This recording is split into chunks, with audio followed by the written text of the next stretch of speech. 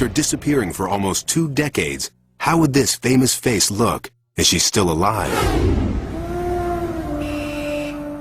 National Geographic photographer Steve McCurry hunts for a beautiful girl he saw 17 years ago.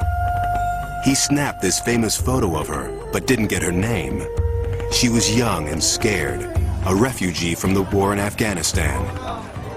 He called her the Afghan Girl.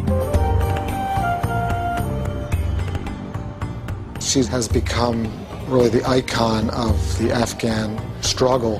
Her plight and her situations really come to symbolize what's happened here over the last 2 decades. In 2001, the war in Afghanistan has the world's attention. McCurry returns to the refugee camps, determined to find the face from long ago. For weeks, he roams the streets, scouring shops, markets, and schools. The photograph is his only clue. Here's my wife. Yeah, you're sure? His search proves harder than he thought. In this conservative Muslim society, grown women must wear veils.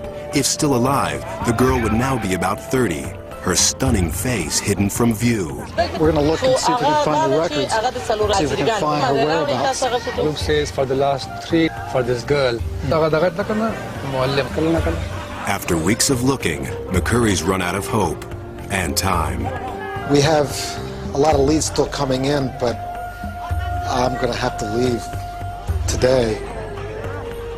Been through the camp exhaustively, looking and talking to as many people as possible. But shortly after McCurry leaves, an Afghan refugee approaches the TV crew. He says he knows the girl from the photo.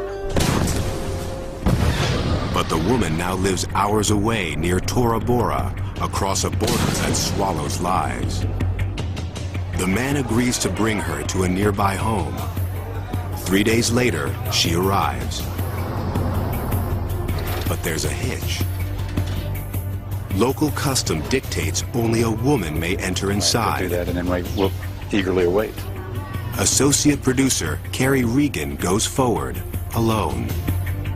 I remember walking to this back room, and there were women sitting around the floor, and they gestured to this figure in the back corner, and she looked up, and I saw these gleaming bright eyes, and for the first time I thought, you know, we might just have something here. We might just have the Afghan Girl. There's one way to know for sure, a new technology called iris mapping. Carrie snaps a photo, which is rushed to a lab in the States. There, experts compare the eyes of the woman with those of the girl. The Afghan Girl now has a name, Sharbat Gula. For years, she's lived in poverty in Afghanistan's countryside, oblivious to her fame around the world.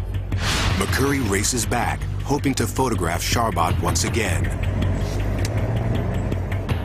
But one obstacle still remains.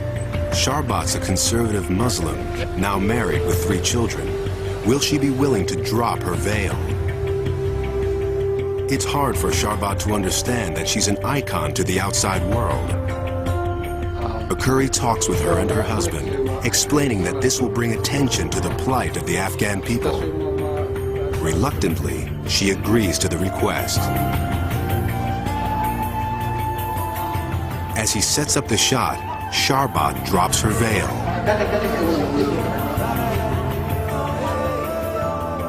The famous eyes flash defiantly, again capturing the attention of the entire world.